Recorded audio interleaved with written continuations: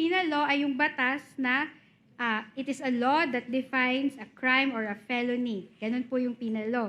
So sa tingin nyo ho, ito po bang joint circular, ito po ba ay isang batas na nag-define ng krimen? Misleading, At Your may, Honor. Your Honor, I'm on cross-examination, please. Witness is not competent. Even if you're on cross, misleading is not allowed. Not for that ground, counsel. Witness would not be competent to answer that. She's not a lawyer nor a member of the bar, an accountant, and is part of ICFAO. Proceed to your next point, counsel. Thank you, please. Your Honor. Okay, thank you po, Your Honor. Sige, I will ask her na lang based on her personal knowledge. Now, based ho sa circular, meron ho bang provision doon na kulong? Pagkakakulong, meron ho ba? Wala pong nakalagay sa circular. Okay. May provision ho ba doon na fines, multa? Document, Your Honor, document will speak for No. itself. Let the Objection. witness answer. Overruled. Pwede, Your Honor, pwede pong mag-refer dito Sige, sa... sure. Oo, okay lang po.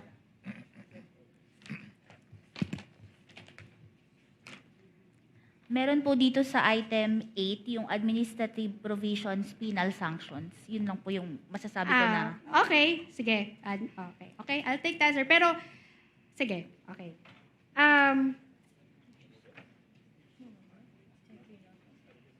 Alam niyo, kayo po ay part ng COA, di ba po? Opo, tama po. Pamilyar ho kayo sa administrative law kasi nasa gobyerno naman ho kayo. Anong specific? Hindi Sige, po gaka. okay, I will just dispense with that question, no? So, in short, yung joint circular sa pagkakaintindi nyo ay procedural rules, na procedure siya, kung paano ninyo ikakandak inyong audit of the confidential funds. Yung joint circular po ang guidelines na ginagamit namin sa pag-audit po ng confidential and intelligence funds. Yes, okay. I'll take that answer. Now, let's go to the first ND. Can it be flashed on the screen, please? Now, ND dated August 8, 2024, covering the fourth quarter of 2022. Okay.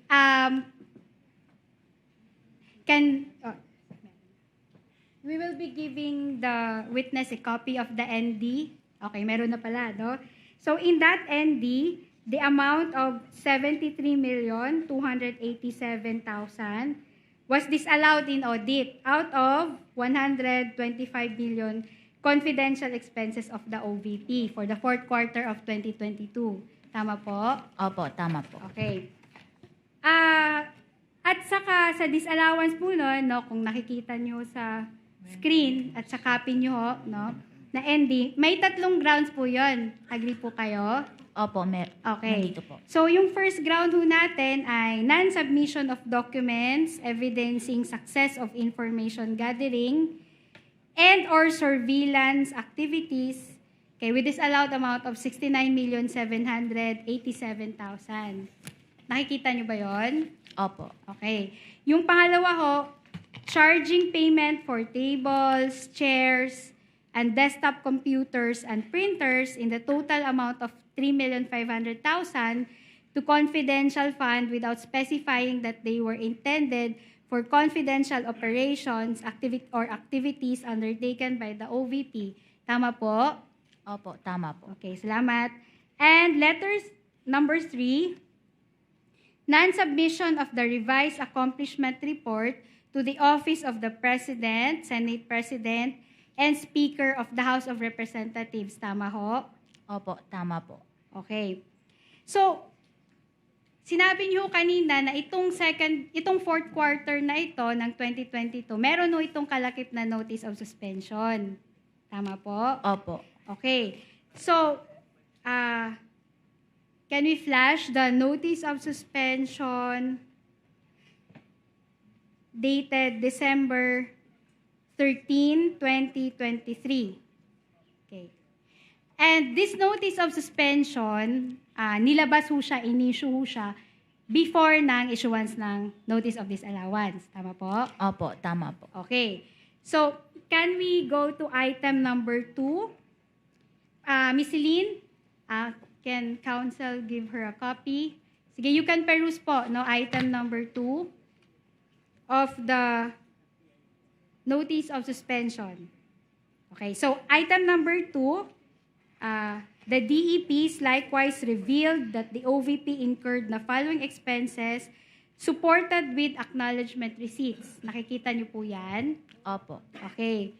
So, nakalagay ho dyan, payment of reward, open close parenthesis, various goods, 34,857,000. Tama po? Opo. Okay. Payment of reward, open close parenthesis, medicines, 24,930,000. Tama po? Opo.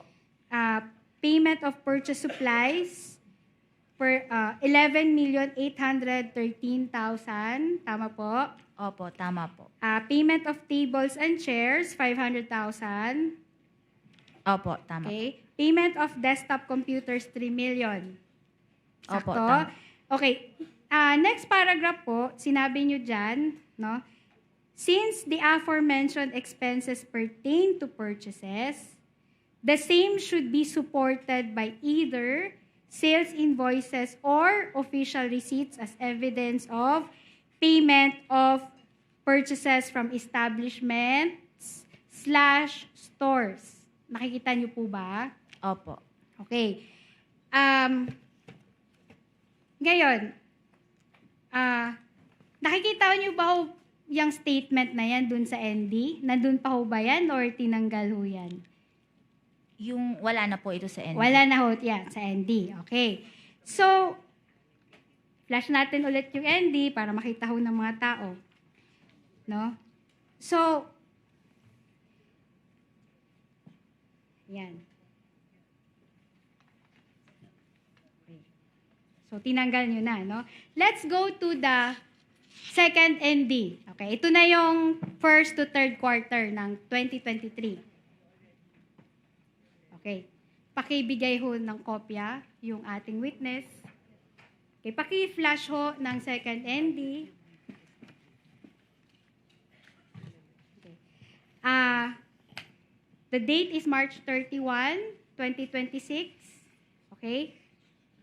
So, yung second ND naman ho yun ay nag-disallow ng 375 million na confidential expenses ng Office of the Vice President. Opo, tama. Okay. Punta ho tayo dun sa item number 1, no? Payment of rewards. Totaling 62 million. Okay? So, kita nyo ho, 62 million. Opo. Okay, according to ICFAO, sabi nyo ho, the documents evidencing success of the surveillance activities submitted by the OVP did not comply with item 4.8.5b of the joint circular because the documents were not able to specify the particular accomplishments demonstrating success of the information gathering.